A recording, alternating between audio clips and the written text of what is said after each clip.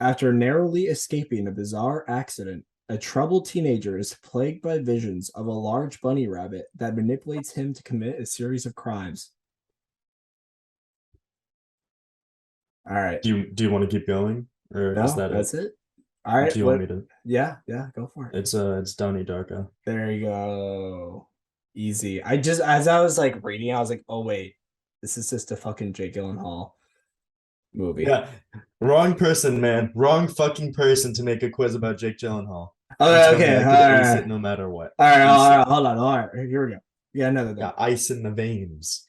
When Keller Dover's daughter and her friends go missing, he takes matters into his own hands as the police pursue multiple leads and the pressure mounts. But just how far will this desperate father go to protect his family? Do I'll you wait. do you want me to? Yep. Okay, it's Prisoners. Yep. There Another you go. Jake Gyllenhaal Yeah, movie. yeah. Wait, no, it's okay. Here we go. We got another one. I hear. All right. Also, All right. next week, do you want me to pick out some ones for next week for you? If you want, I don't mind. It's Yeah, fun let's doing do it. just this. Well, okay. Here, I got another one, Isaac. All right. Peter Parker and his friends go on a summer trip to Europe. However, they will hardly be able to rest. Peter will have to agree to help Nick Fury uncover the mystery of creatures that cause natural disasters and destruction throughout the continent. This is Far From Home. And that's got Jake Gyllenhaal. Okay, all right, hold on, all right. Are these like purposefully just all Jake Gyllenhaal? Yeah, I was I about to know, say I there's don't no know. way this is random. I don't know what you're talking about. It's like, let's. Okay, you won't be able to get this one. A No, rogue sure. prince reluctantly joins forces with a mysterious princess, and together they race against dark forces to safeguard an ancient dagger capable of releasing the sands of time, gift from the gods that can reverse time and allow its possessor to rule the world. This is arguably his worst film. It's The Prince of Persia. Fuck. Oh, okay. Hold on. Damn it. All right, Isaac. You No, won't get this. you are not going to be able to beat me on Jake Gyllenhaal trivia. I'm Here telling we you. go. Every moment of your life, they stand watch. Two young officers are marked for death after confiscating a small cache of money and firearms from the members of a notorious cartel during a routine traffic stop. Shit, I actually don't know this one. Oh, End of Watch. I'm just fuck! naming. Wait, is that actually Oh, it? that I was was just it. naming a random cop All right, movie. we'll keep going. Wait, does is End of Watch actually have Jake Gyllenhaal? Yeah, dude, You're it's on the shitting cover. me. I just put out like some random. I haven't even seen it. I just put out a Yeah, random cop movie. Oh, he's bald? Oh, that's yeah. gross. With Oh it's God. Michael I don't want to Pena. watch that. It's a I don't David know who Ayer that is. movie. I don't know who. Oh, I know who David Ayer is. Okay. Yeah. Um, I only know him because his Suicide Squad got canceled, and I don't know any of his other work. I gotcha. Okay. You won't get this one. Here we go. Um, Jimmy is a young man who was born without an immune system and has lived his life within a plastic bubble in his bedroom, who pines for the sweet caresses of girl next door Chloe. But when Chloe decides to marry her high school boyfriend Jimmy, bubble suit and all, treks cross country to stop her. I I haven't seen this. I've seen clips of it. I'm pretty sure it's called Boy in the Bubble or Bubble Boy. Fuck, Bubble Boy. Good job, Isaac. Yeah. Here we go. We'll I keep haven't seen going. that one either. I really don't want to though, so I've heard that one's fun. You might like I it. don't. We'll see. All right, let's see. I'll get even more obscure. Lala Wood follows the legacy of Jiminy Glick, first introduced on the Martin Short Show, who went on to get non-critical acclaim for his talk show, Primetime Glick, where Mr. Glick interviewed countless celebrities, which usually ended in verbally, sometimes physically, assaulting them. Now comes Lala Wood, Jiminy Glick's home. This is his story, sort of. I don't know this one, Nils. I'm not gonna lie There to we you. go. Gotcha. Isaac, how can you be a real Jake Gyllenhaal What's it fan? called? Jiminy Glick and Lala Wood. No, well that I should have just guessed that. What But year is that? Oh, 2004. yeah. So Oh, Jake. what were you doing back in the early 2000s, man? Come on, man. Well, Isaac, that was a good run. Maybe next week we'll keep going with the Jake Gyllenhaal and see Oh if you. no, next week I'm putting you on the spot. Just wait Oh until you see fuck! what I pick out.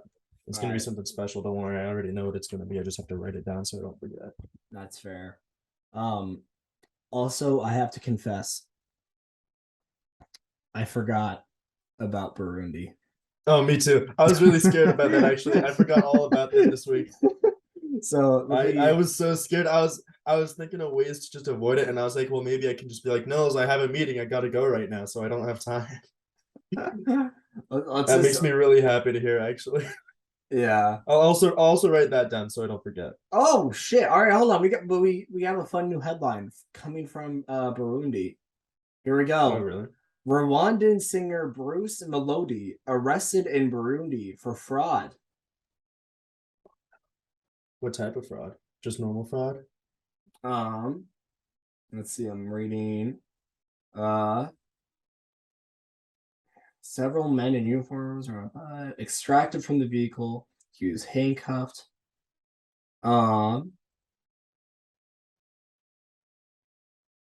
Bruce Melody is the target of a complaint of fraud following the cancellation of concerts a few years ago. Um, wait, what? Oh, here and is demanding that the Rwandan singer reimburse him. This is one of his promoters. Reimburse him for a deposit of $2,000 that he had paid him at the time, as well as a sum that has risen from 30 million to 60 million Burundian francs.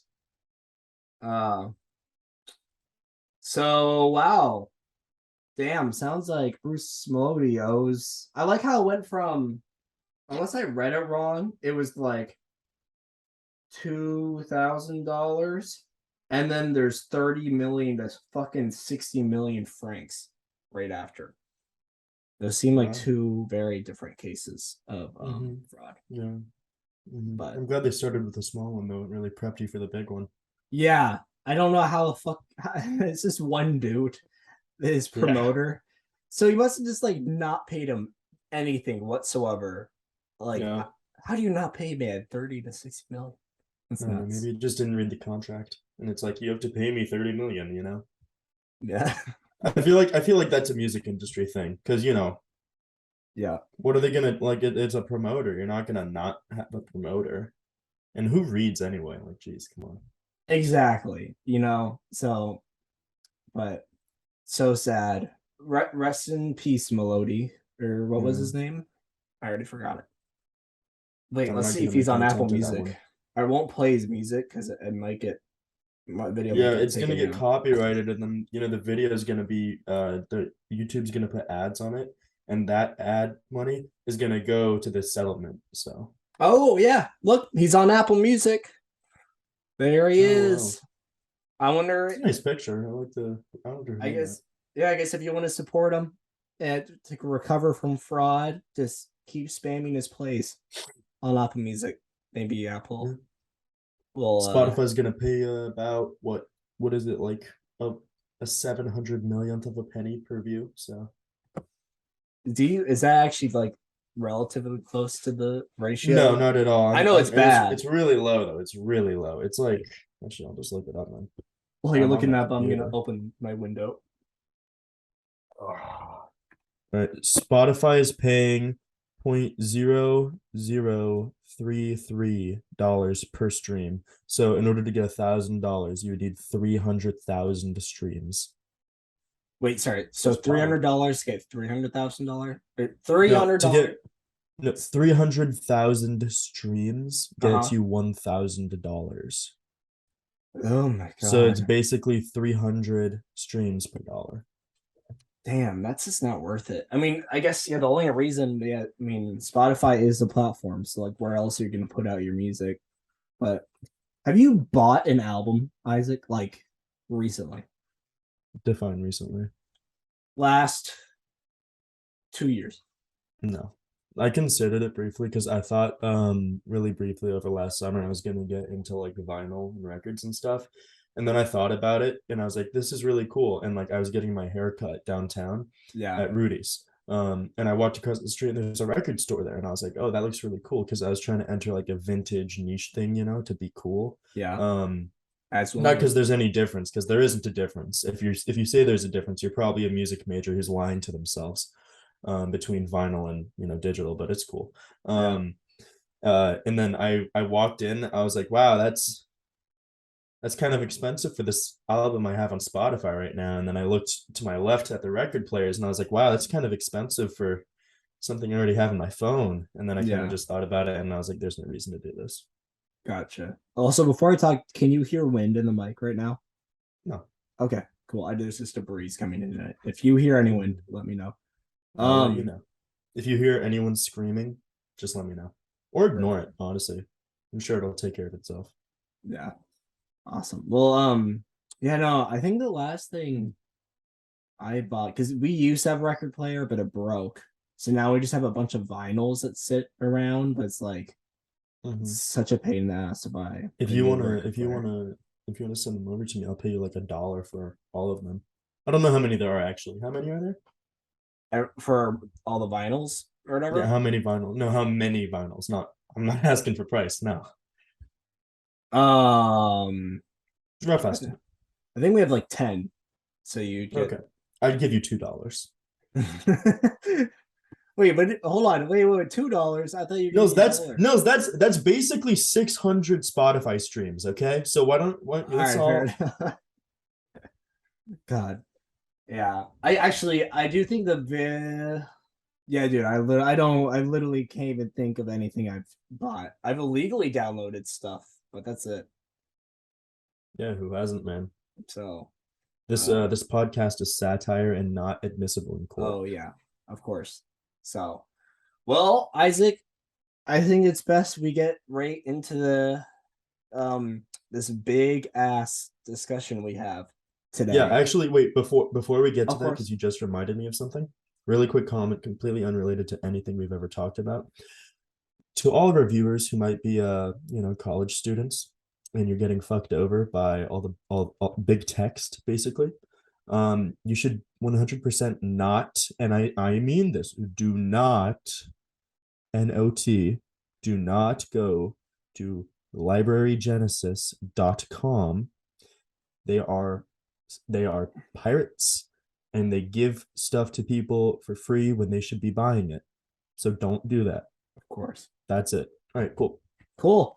Well, speaking of a new age, we Yeah. have let's start off with the first film. All right. 20, I want to say 2013. No, 11. 2011, 2011, my bad. Rise of the Planet of the Apes. Oh yeah. Um, so before we get going, really quickly, Isaac, I just want to know what's your background in apes?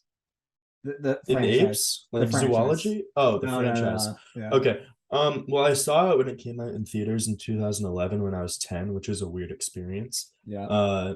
But great franchise. I would put it right up there with Lord of the Rings and Star Wars for like some of the most iconic franchises.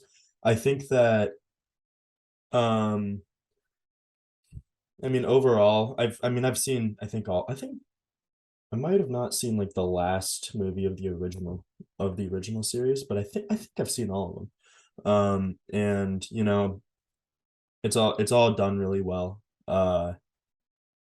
It, it's old movies with a rebooted trilogy as a prequel, so it's what you'd expect, but it's all really good. I don't think there's a single actually bad movie in the series, at least from the ones I've seen. Um, Although, no, actually there was one, but I'm not going to talk about that. Yeah. Just great times. If you have friends, which if you're watching this podcast, you probably don't, you should definitely go like watch all of them in a row with them. It's always a great time. We tried it once and we got like two movies in, and then like one of our friends Hey, we was too got three. tired. We got three movies in Ape Watch. It was like 2.5. I don't want to round up, man. You know, But we finished the third one. I did thought we we? did. I think we did. That was a while ago. We might have to go for round two. Yeah. But so it's always a fun time. It's a really fun franchise. If you like dystopian sci-fi, you'll have a great time. Yeah, I would say that's about it. I do want to flex my really funny joke on my review for Dawn of the Planet of the Apes. No, is it Whoa, wait. Rise of the Planet of Okay, yeah, the yeah. If it's Apes? Rice, you Because can I say mix it. the two up all the time. So Mhm. Rise of the Planet of the Apes was the first movie in the prequel trilogy. Came out in Yeah. 2011. And then it was Dawn of the Planet of the Apes in 2014, and then War of the Planet of the Apes in 2017, I want to say. In the 2011 Rise of the Planet of the Apes, great movie, which I'm sure we're going to talk about. Um, I will say that James Franco plays the doctor that raises Caesar, who's like the Jesus Christ, basically, of the apes. And I would like to mention that if I was also raised by James Franco, I would probably kill everyone too. So I just want to put that out there because that's just me. But yeah.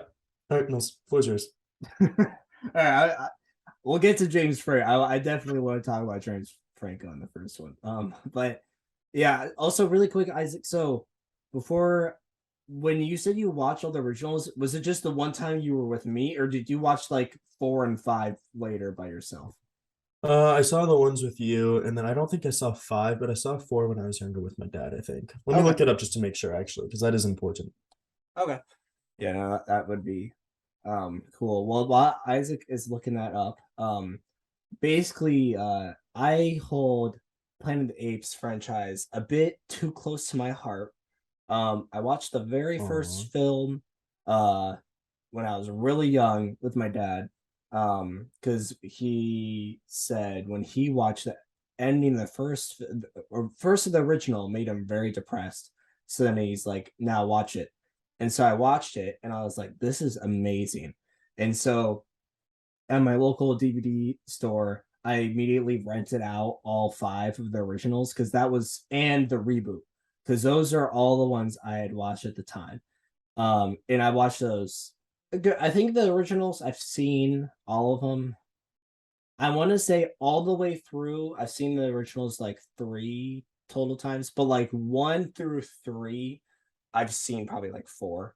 Um, just because, yeah, the fourth one is good, but literally I forget that like what happens in the movie besides just some main plot points, and then 5. Let's see. So you got Planet of the Apes, Beneath the Planet of the Apes, Escape from the Planet of the Apes, Battle for the Planet of the Apes. Oh no, fuck. Oh yeah, yeah, Battle for the Planet of the Apes, and then Conquest for the Planet of the Apes, and then Mhm. Planet of the Apes, Tim Burton remake with Mark Wahlberg, America's favorite, and then you got Rise from the Planet, and then yeah. So you said that.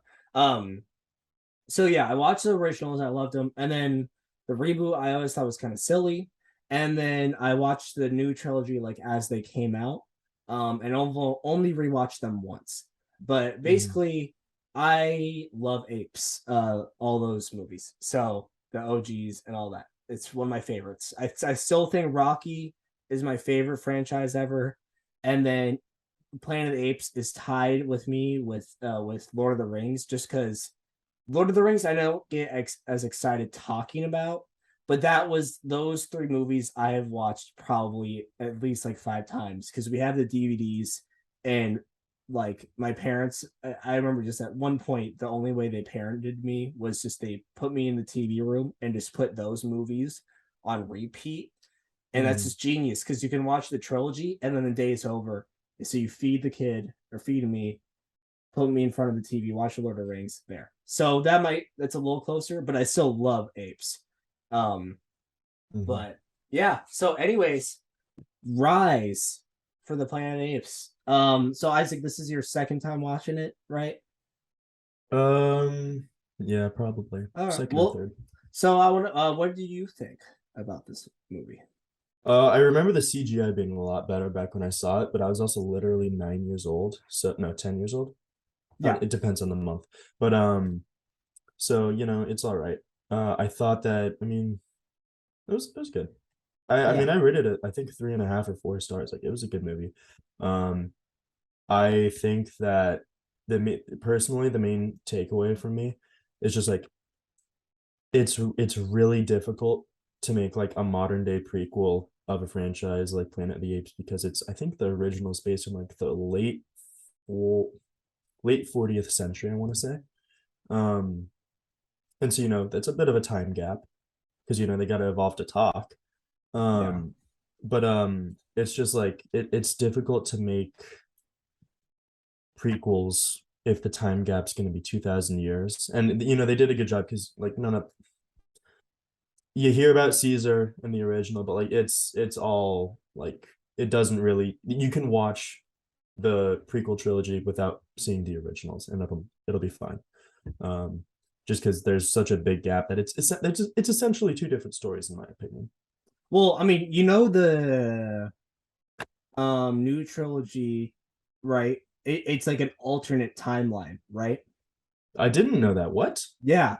That's why the Planet of the Apes Oh timeline is fuck. Oh so fuck. yeah, no, that's why like it's so weird. Cause so like this one, right? Why? Instead of so how like the apes, gain control is they had the combination of James Franco giving all the making the virus, Yeah. right? And then there he was saying like the movie's logic is then, oh, when you infect those chimps, with the Alzheimer's virus, it makes them Yeah. smarter, right? Mm-hmm. And then humanity suffered that plague, right? Yeah. And then Mm-hmm. kind of died out. The argument and for the originals of how it came to be was a combination of mainly just centuries of evolution for apes, right? Because Mm-hmm. they learned from humans. That's a big thing Yeah. in the first Planet Apes. But then they touch on it in four. Well, also because the humans bombed themselves in war. That was a big thing, right? That's And pretty then accurate, I'd say. Yeah. um oh okay, this is gonna get weird because it messes up. So we already talked about the new trilogy timeline, and I'll try not Mm-hmm. to bore everyone. Then you got the like first two movies, Planet of the Apes timeline, right? Where they realize humans have bombed themselves to oblivion and have become primitive, and the apes learn from the humans, and over centuries of evolution have become the dominant species in the world, Yeah. right? Mm-hmm. Now it gets funky and Escape from the Planet of the Apes in the third one, because then Zira and Cornelius, two chimps that help out the uh, main guy, they like fix up the ship and they leave the orbit before the humans, like the weird human cult in the second one, nuke the entire world to oblivion. And they Mm-hmm. go back in time somehow. And so now they've landed in the 1970s. And instead, in this one, how it all ends up is because then they give birth to Caesar, right? And then Caesar, Oh. and so uh instead of it being a flu, they realize it's something. I think it's a flu, maybe, where all like dogs and cats have died out, Mm-hmm. and so they have chimpanzees as pets, and then they Yeah. become the like main species humans interact with, and then over time those chimpanzees begin to learn from humans and become smarter, and then they try to imprison all of them, and that's when they get out of the prison, make their society, and then they just kind of like weed out the humans. Okay, that makes more So sense. Thank you. that's that timeline. All right, and then I It's will fucking insane, but yeah, thank you. I for appreciate the it. sake of wanting to talk about Rise, I won't talk about the Mark Wahlberg timeline too. That's We're a not talking about the Mark Wahlberg yeah. timeline. It's Mark Wahlberg. Fuck that guy. Oh, okay. Sorry. Oh, don't apologize. No, you So did great. back to what you were saying of just okay. All right, yeah. So like, I'll tell you. Yeah, let's touch on the first thing because yeah, the CG is not It's great. 2011. It makes Yeah, sense. like I think it worked. It's fine. They spent all their budget on James Franco, so Yeah. Well, and it works well enough that like I can still fundamentally and deeply relate to Caesar as like a character. So mhm. it's not distracting for me or doesn't really take me out of it. I Right. think it also doesn't help that I would argue, especially like 2017's War for the Planet of Apes, it might have some of the best CG ever made in a Oh movie. yeah. Hot take, Oh but yeah. No, that's a cool take. That's So ice. when you have that in your head and then you're like looking at 2011 CG, it's like, eh. But hell, like Maurice in the 2011 one, I don't know why. It must just be really easy to animate Maurice because he's slower, I Hmm. think. But he looks so fucking good even in the first one. But like by the Yeah. time it gets to Dime, it looks like it could just be a fucking orangutan, like right there. Um, Yeah. so yeah, no, Maybe that's the secret. What if it wasn't CG? It was all real. mm, that would be nuts. That would be nuts. And yeah, and then I think also what really helps is they did all that mocap and they have Andy Serkis, the fucking Yeah. mocap goat, Hmm. um, play Ceasar, and it does so much. I think that adds his character. I think he adds so much to it that really gave the animators such an easier job.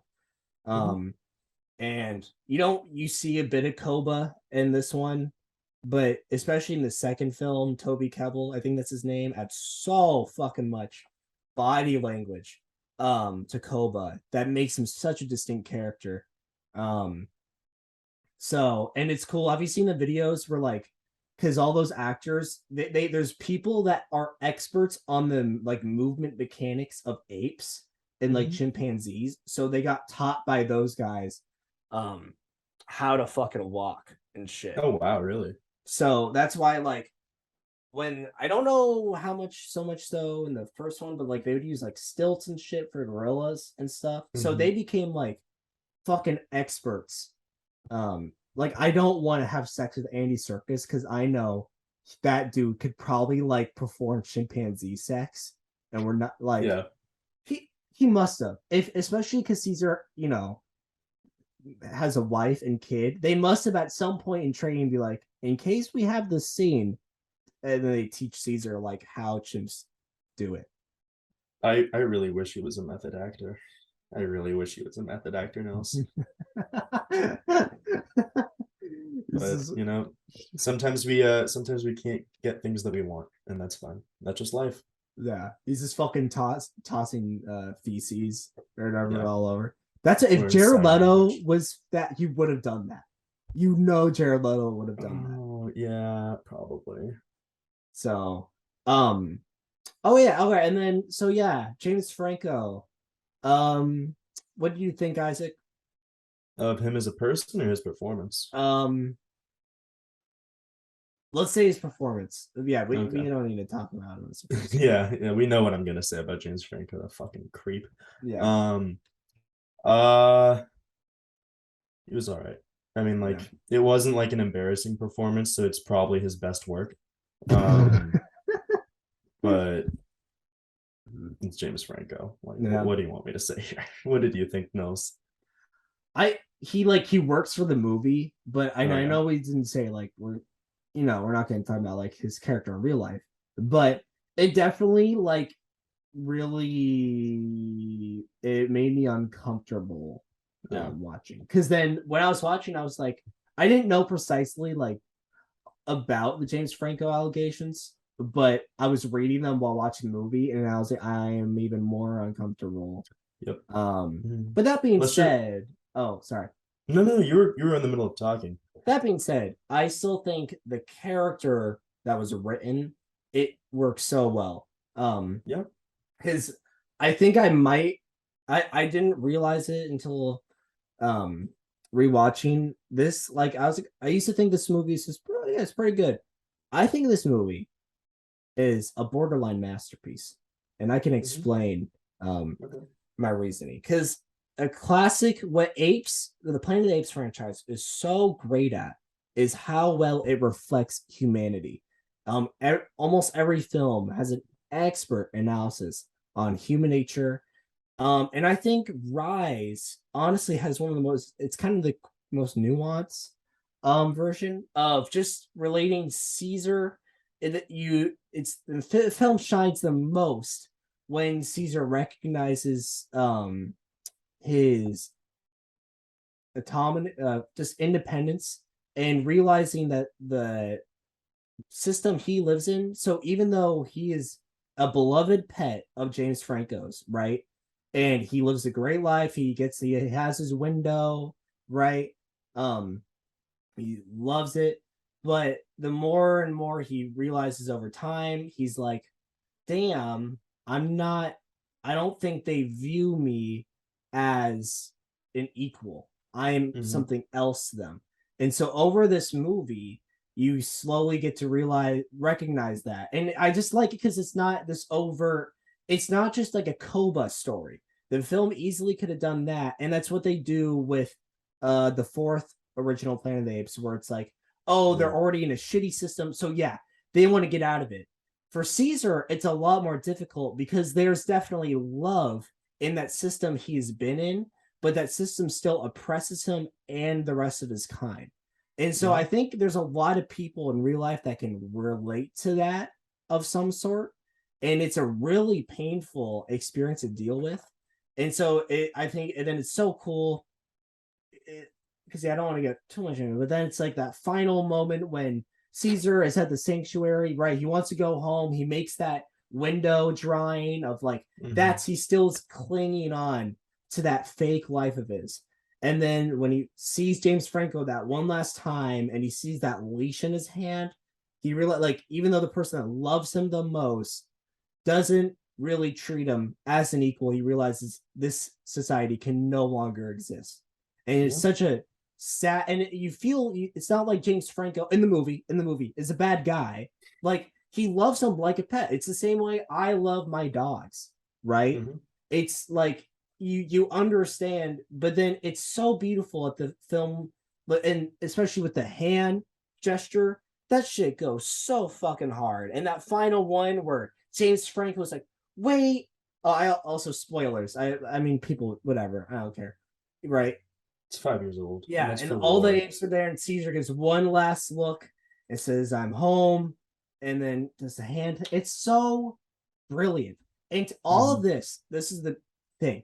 This isn't some like, ooh, letterbox art house movie, like where, oh, it's shot in black and white and Ladybird, No, this is also a fucking blockbuster, and in my opinion, it's a great one at that. I don't know necessarily if the latter two films necessarily balance that uh inner commentary and blockbuster as well, especially Yeah. War. But Mm-hmm. Rise is so fucking good at balancing this because then even then you get the ending of the fucking apes just ravaging through San Francisco. It's so satisfying. Um, but yeah, I really, really like this movie. Um, a lot. Mm-hmm. I don't know, Isaac, did you see any of that? Or like, do you Yeah, of course. agree? Or Yeah, I I don't mean, know. I would say, listen, I would say I absolutely agree. You hit it like right on. Um, I think that while there's obviously a lot of room for interpretation with the film, I think that that is definitely the general message, and I think that no, I mean, literally everything you said, I agree with. Yeah. Because obviously, with the two sequels, there was more and more blockbuster, less and less, reflection on society. Yeah. Um, but sometimes that's just how it works. But yeah, I would completely agree with what you're saying. I would Yeah. also like to mention, on another note, I think that in terms of casting, obviously, I think that they did a just phenomenal job. All three movies, whatever you want to say, there wasn't like a person that wasn't playing their character correctly. It wasn't made for their character, right? Yeah. Um, and by saying that, I'm of course mean that James Franco absolutely would play someone that destroys humanity. It is, yeah. So they did a great job. And yeah, I would say your interpretation was spot on. It's a nice job. you know the do you remember in Dawn when there's that part where like Caesar's at home or like the kid sees that picture and it's James Franco with like little baby Caesar and they're like smiling Yeah, at each other? I want that. I was trying to find that picture. I'm gonna buy a frame and just have that picture just in my house or my room and see if yeah, anyone notices. It would be the funniest stock image ever made. But yeah. You should find that. You should definitely get that. That's a great flipping idea, Nils. That is a great um idea. yeah. So yeah, the only thing because I don't have this as a 5 stars, of course, Mhm. but I think one this doesn't really take it down to 5 stars, but or 4.5, like, but I'd say the one thing this does very poorly compared to War, which I think does well, is the callbacks to the OG franchise. Um, Mhm. when Malfoy or whatever, the zookeeper, Mhm. says, "It's a madhouse! It's a madhouse!" It's the dumbest, cringiest callback. If that was like happening in a Star Wars movie, I would have bullied that movie relentlessly. Like, so I Yeah. that was so bad. And there was one other callback I'm trying to remember, and it was so cringe. I think it was all just like Malfoy from Harry Potter said all the callbacks. I don't know, but it was really bad. Yeah. Um, so yeah. What did you have any problems with it, Isaac? I'm talking about Rise, right? Yeah. I just don't like James Franco. Yeah.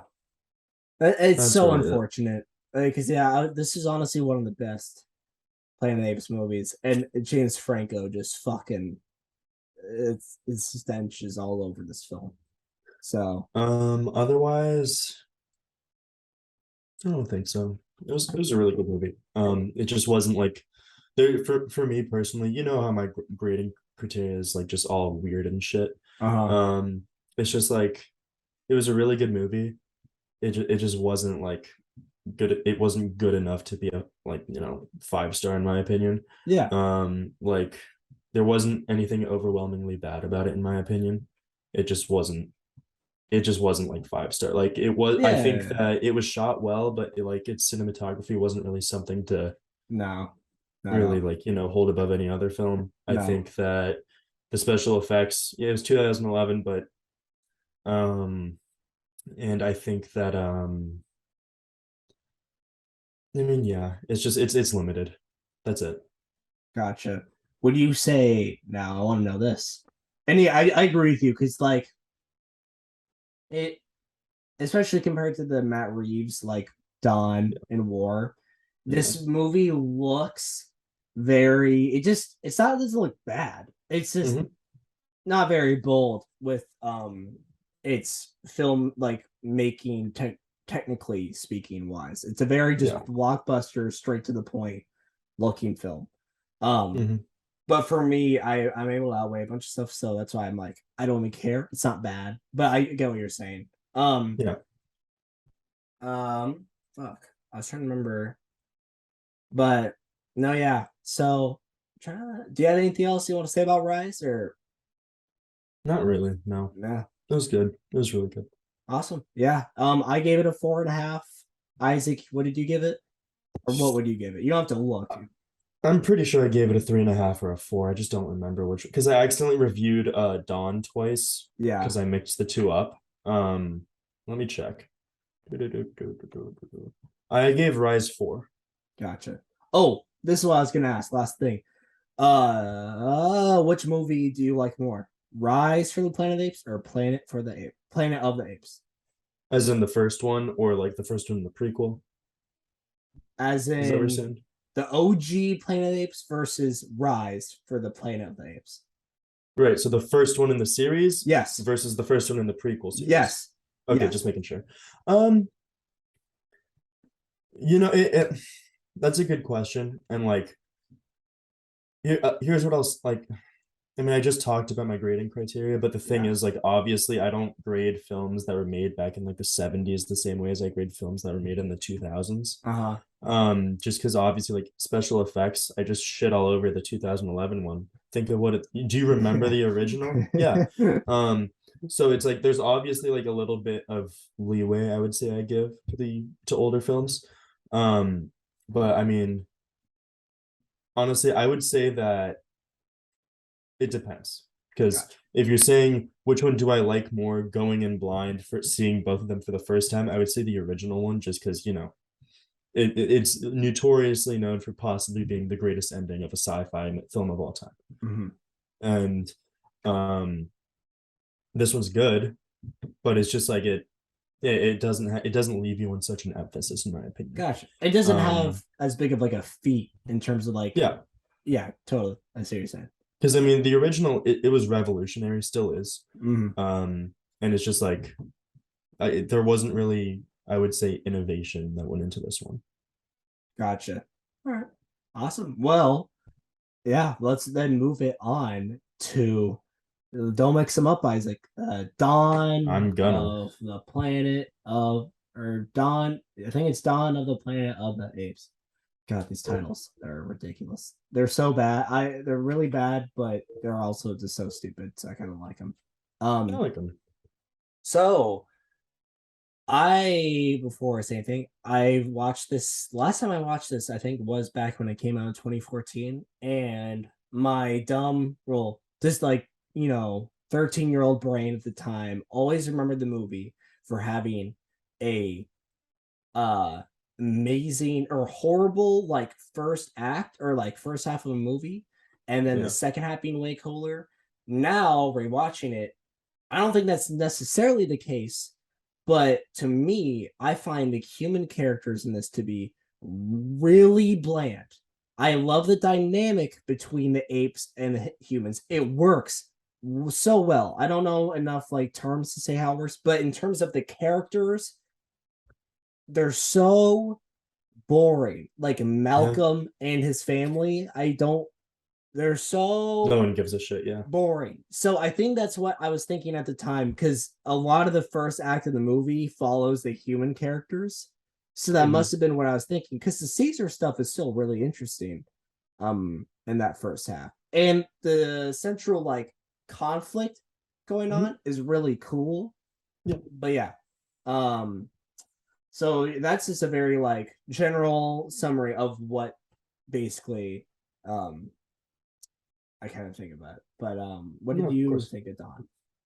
Uh, you know, contrary to my 3.5 rating, which is the lowest I rated any of the three films, Mm-hmm. I really did like Dawn. Frankly speaking, I mean, thinking back on it, I don't think I like it more than Rise, but I think I like it more than War.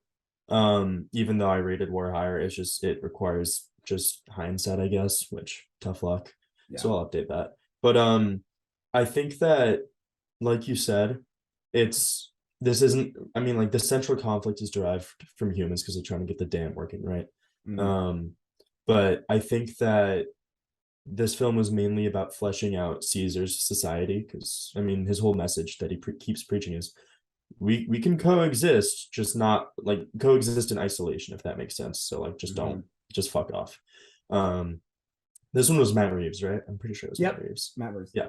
Um, I I would say cinematically speaking, Matt Reeves is probably one of the best directors when it comes to just making something look good from with the camera. I mean, we saw it with the Batman. We saw it with fuck, what's it called? Whatever, I forget. I'm not gonna waste time though.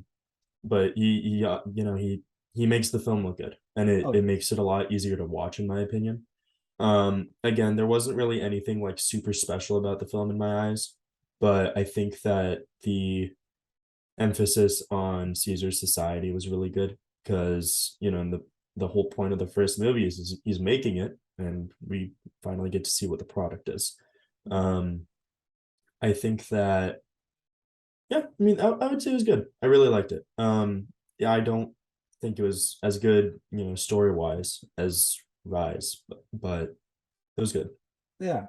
I agree with the Matt Reeves thing. This movie looks fucking beautiful. I Yeah, mean, like all those shots in the forest, like the apes look so well. It's just it has such a great tone, and like yeah, I don't know how Matt Reeves done it because he's not the cinematographer, but you can clearly tell like he has a vision, and hmm it's you can feel it. Like I don't know how you don't necessarily see it, but you can feel a fucking Matt Reeves tone, and it's a combination of the cinematography and a lot of times the acting, yeah, too. Which even from like the apes, like you forget, especially this movie, you forget Caesar is animated.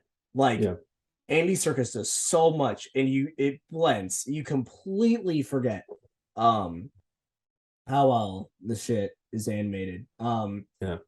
But yeah, I think what really carries the movie, because I can tell, and like I was saying, where it's like apes are going up in society while humans are kind of going down. So they meet at Yep. this cool crossroads. You get a really interesting conflict.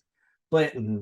what really just carries the movie is the fucking Caesar Koba dynamic. It Yeah. is so good. And it really takes, especially kind of what I was saying about the first movie with the Rise, where it's like, yeah, Caesar lived in a fairly comfortable position within human society, so he has sympathy for him. And ethically, how he views humans is, I think we could agree, the ethically correct way to think of a human.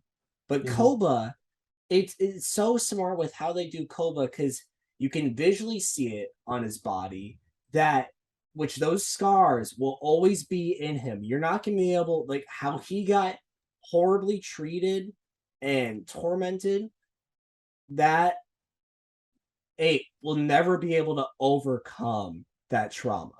And that's just his fate. It gets a little, Matt Reeves has some fun with it, but then it's like, I'm gonna shoot him and pretend I'm a human. So then, but it's like it still works, because then it's like, well, then apes can understand how truly pieces of shit humans can be.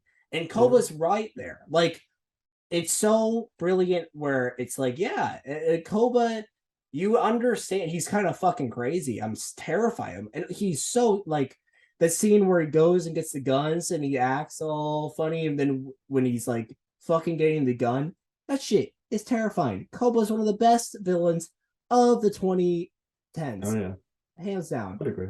It's just like he's just so good, and it makes it so tragic when you realize, like, and Ceasar realizes there's nothing that's gonna be able to fix Koba, and they have to Hmm. fight to the death, and it's such a just over the top fun as hell fight on that fucking tower. That's once again goes back into being a good blockbuster.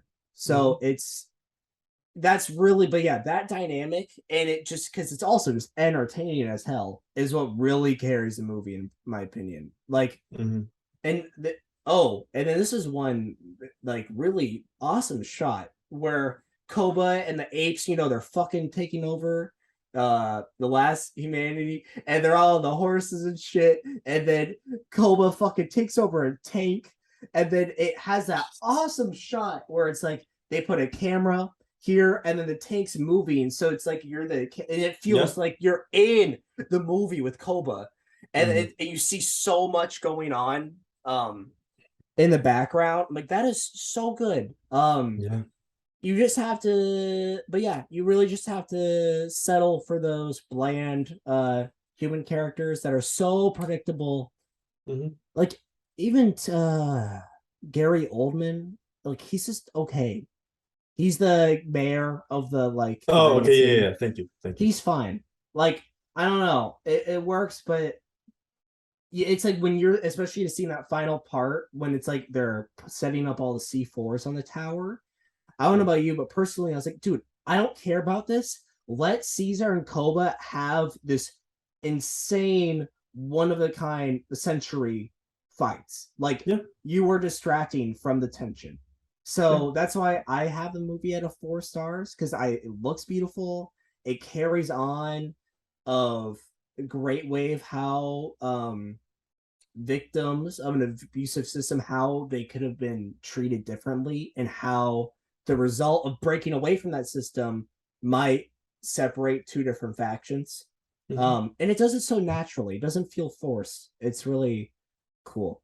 Um, so sorry, I must have just rambled there for like No, you did a great 4 job. minutes. But uh trying to think. It's really, oh, one other thing I saw that was cool is all of Caesar's like kingdom, right? That house, the tree house, that's all a real life set. They built this like ginormous Really? set to work with. Fuck. Really? So Okay. That's awesome. Wow, I didn't know that. yeah, it's fucking Must have sick. taken a while. Jesus. I don't know. But Yeah, power to them, right?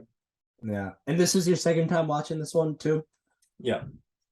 Gotcha. I think I saw this one in theaters and back in 2014 when it came out. Yeah, So I think yeah, it is my second time. I'm pretty sure it was in theaters. totally. So awesome. Well, I don't have any. Do you have anything left to say? Or I mean, Well yeah. said. I don't got much. Perfect. Yeah, and I gave this a 4. Isaac, you gave this a 3.5. okay. But in your mind, it what did you say about it when you were thinking about it? I would swap War and Dawn. So I Yeah. would give War a 3.5, I'd say, and then probably Dawn a 4. The only like so and I this counts for War. Something I really like about this trilogy is that there's I mean, obviously there's narrative elements like what you're talking about with the C4 when they're trying to duke it out. But like everything that happens for a reason. And it sounds stupid that I'm saying this, but it honestly is not prevalent enough in a lot of these movies. Um, and especially when it's stretched over 3 films, having characters that you completely understand and empathize with, even if you just absolutely hate their guts, it's really just it makes the atmosphere so much better. And I Yeah. think that literally just there's nothing that really happened for no reason at all. They didn't need any filler, which is extremely impressive to me for a trilogy. Mm-hmm. um and I think it really helps just when you can see how all the dominoes fall, if that makes sense. So Oh I yeah. really just throughout the trilogy, I think it got better with Matt Reeves because I think that adding just and I'm sure part of it was the cinematography person, but I mean, Matt Reeves has consistently built really good atmospheres in his films, and I think that it really just made that much of a difference, and it made it so watching a trilogy in a week wasn't painful for me, and Oh yeah. I just don't think that enough people in solo films, no, definitely not trilogies, it's just there's too many colliding storylines and it just takes away from the overall emphasis, Oh and yeah. none of that in this, in my opinion. That's a really good point. Because yes, once it gets to like the final movie, like Mm-hmm. yeah, they don't add. There's no filler. It's really Yep. straight to the point. Oh yeah, that's really good. Because I was It's a trying to good one. think. I want to say one last thing. I was trying to remember about Don, but no, yeah, and especially like you can tell. I think Matt Reeves. And the reason Matt Reeves directed these last two is because they were gonna have the same guy that directed Rise do this one, but at Mm-hmm. the very last second, that director was like, "I cannot commit to this project," because he's like, Yeah. "I can't do 2 and 3." So they got Matt Reeves at the last second, um, and it's so cool because you can really tell how. I mean, it's not that super fair, but it's like at the Mm-hmm. end of Rise, like yeah, it's cool to see apes fuck shit, right?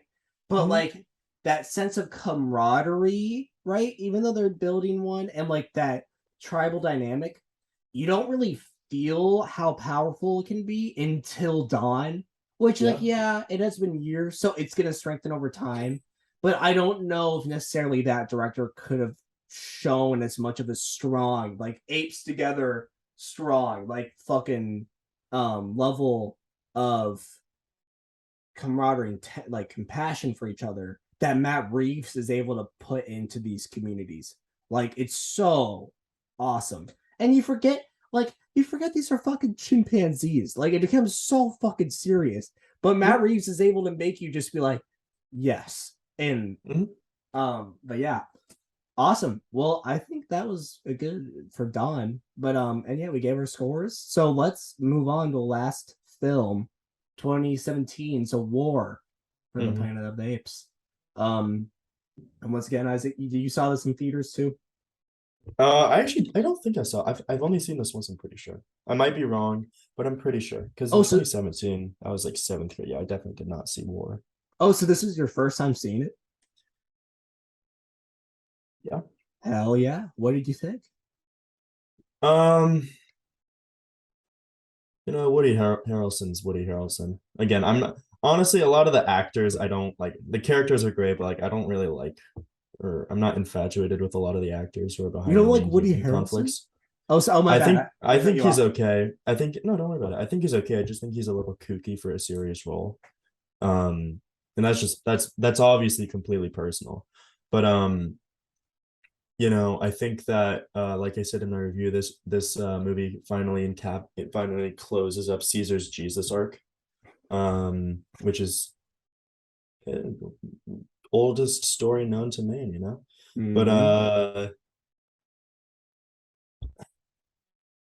I mean, it's good. It's good. It's a Matt Reeves film. It looks good. Everything's really good. For some reason I didn't get the feeling that the CG was as good as Dawn. Oh, really? Which is weird. I just didn't it all like sometimes I thought Caesar looked a little clunky, if that makes sense. Um but maybe that's just because like through two different conflicts they probably shot it differently, and it was just like cinematically speaking it was just a little different. And I was probably thinking of it the same way, if that makes sense. Hmm. Yeah, I don't. I That's don't. just me. That's me. Yeah, I don't know. I mean, because I would argue like this movie it also was because I think it has better like CG and stuff, but I would also Yeah. argue that because compared to Dawn, there's a lot less going on in this movie. So I feel like they're able to like when they're on the beach, right, on the horses, right? I'm Mm-hmm. like, yeah, it's gonna like they're gonna fucking look amazing because they're moving at like a snail's pace, right? Mm-hmm. Um, but that's an interesting. I don't. I mean, I don't know if I can agree, but I am curious about that. Yeah. So to clarify, I also like something that really heavily contributed to that, in my opinion, is just viewing it you know what I mean. Just the way it was shot. Sorry, stutter. But so basically, I thought that part of the reason why I really liked the way Matt Reeves shot Dawn is because it's always like a gritty and tight sense. Like when they're in the jungle, Mm-hmm. specifically at night, Yeah. fucking it is like terrifying. And I think that, just in my opinion, like on the beach, and in the snow, I think that it took a wider scope, if that makes sense. And Mm-hmm. maybe it's my imagination, but I think that kind of takes away from just the tension, I guess. That's just me though. All right. Because yeah, I would. I agree. This movie, I'm actually pretty conflicted about war. There are Mhm. some things I absolutely love. Some of the best things ever I've seen film. And there's a lot of parts I don't really love and like. And I think that's one is in of the trilogy. This is the least.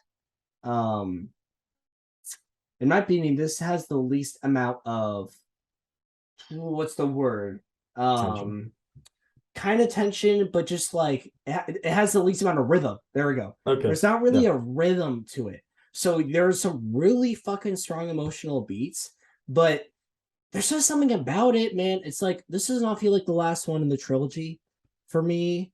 Yeah. And it's like on paper, there's a lot of stuff I like, but then and it's not even slow. When I first watched this, I was like, oh, it must just because it's slow. I didn't love it as Yeah. much. It's not even slow. It goes by like it's still a 2.5 hour movie, don't get me wrong.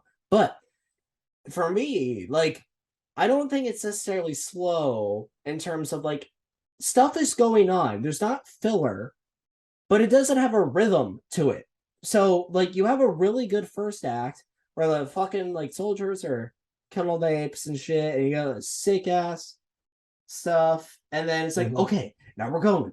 And then I was like, all right, time to find the colonel. This is all cool. And it's like, oh, why are there humans being shot? And that's like, oh, there's this little girl. Oh, why is she being? It's like, it's all there. And it's like, oh, and then they find the work camp.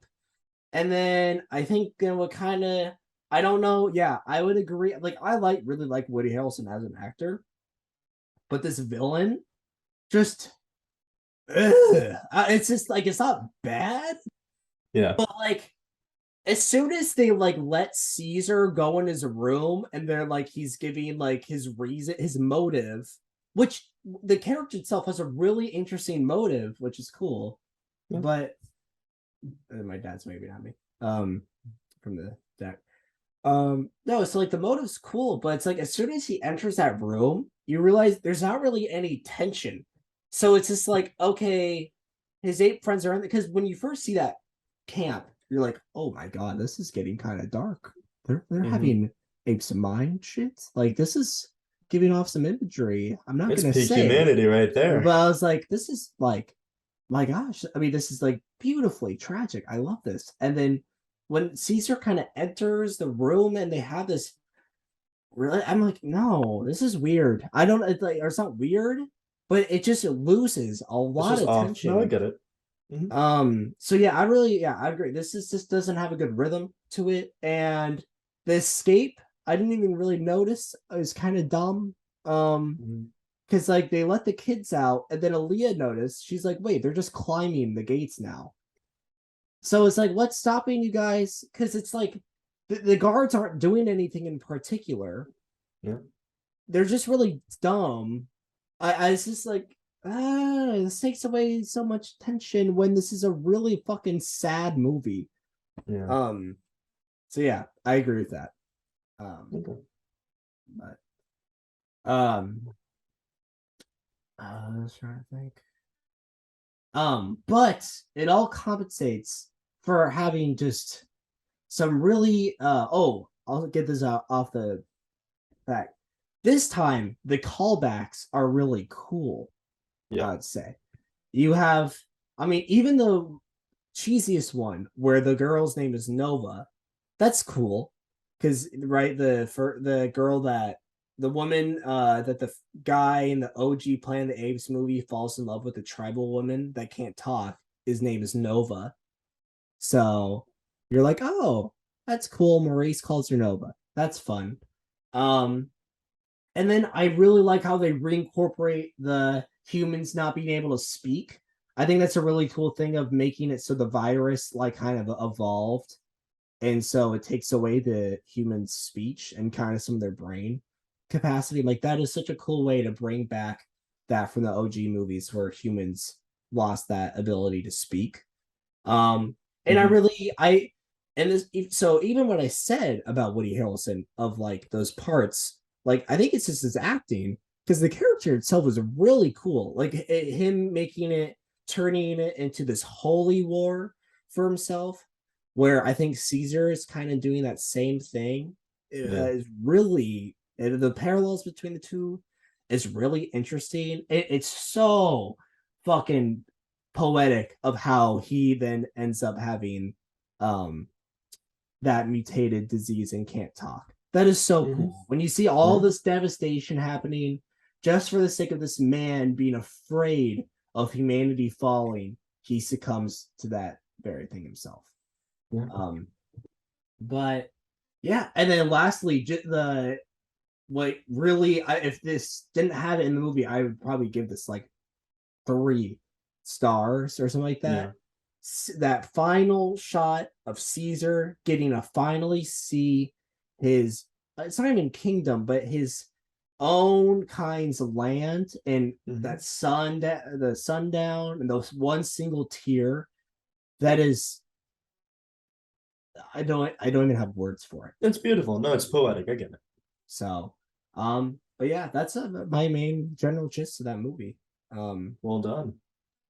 So uh what was your favorite part of this film? I like the ending. It was satisfying. Yeah. I think that, it really was just poetic. And that I look for a lot of symbolism and significance in films, especially with plot. And I think it ended on probably the best way it can. Yeah. It's just like, it's such a beautiful depiction of the human struggle. And I think Hmm. you can literally say that about the entire trilogy. And I think that's a great way of just the human struggle of, and him finally achieving that freedom is just Yeah. beautiful. Yeah. Um I agree. Especially just like you compare from like the first movie where his home is the window, which looks like a sun thing, Hmm. star, Yeah. to him finally having uh his own plot of land. It's with sun. What It's a way to end it, gorgeous. right? He did it. So um Oh, Yeah, and I also like that he named his kid Cornelius because the callback to them. that's nice. So, Yeah, um, well covered. That's 3 movies. yeah. Oh. Before we end it, what did you give? What would you rate this film? 3.5. I'm gonna update. I'm gonna switch Dawn and War. Yeah, I think Dawn's is a more fun movie. Yeah, And I it agree. it still has the same amount of emotional. Actually, I don't know. Right, War might have more emotional weight, but it still has just as Subjective. much symbolism and all that. Yep. So yeah, I still am keeping this at a 4, just Keep it because it up. still sticks to landing despite Woody Harrelson. Though yeah, the casting Woody Harrelson. Mm-hmm. I think yeah, your point made it help me realize. I think it's just Woody Harrelson that made it weird. It happens. So he didn't do a James Franco. All right, it's No, not he that did not bad. do. I just like I don't click with him. That's it. Yeah, I know that. And for me, I really like him. So that's saying something where it's just like Mm-hmm. No, I get it. No, off. I completely get it. But awesome. So with that, what would you have the movies ranked then? I would say probably well, definitely just in the way they were released. So you go Rise, Dawn, Yeah. War. Mhm. That's the same thing for me. So Fair enough. um, but yeah, I mean, All right. wow, we did it, Isaac. We did Um, it. any was there any last things you felt or I'll just say this. What is your final takeaway from the entire trilogy as a whole? It did what not a lot of films that are only an hour and a half can do, and it kept a very consistent and thrilling plot. That's it. For the It whole did a great trilogy? job. Oh yeah. Oh yeah. That's beautiful. So, and oh, lastly, do you think this is it for Apes? Does there need to be anything else, or we Um, ended it like we should? I think it would be cool. Personally, I just think it would be cool to see like the first movie with like, nice CGI. But I don't think it's necessary, and I don't think they should touch it because reboots are normally shitty, in my opinion. Yeah. So, and it is funny because we've been talking about how actors kind of taint the movies. Yeah. The guy that's in the first Planet of the Apes, do you know anything about him in real life? No, not at all. He's probably the worst of all the Makes sense. It's a 70s people. movie star, He's Nils. he's worse than James Franco, I'd argue. I Actually, can't wait to look into this. no, he probably okay. I can't say that, but Subjective. We'll keep it at that. Let's just. yeah. But no, he has like he's one of like the largest like he used to be one of the largest advocates for the NRA, There you go. right? And then he was like the reason for crime and like devastation is multiculturalism. So he's like a Nazi.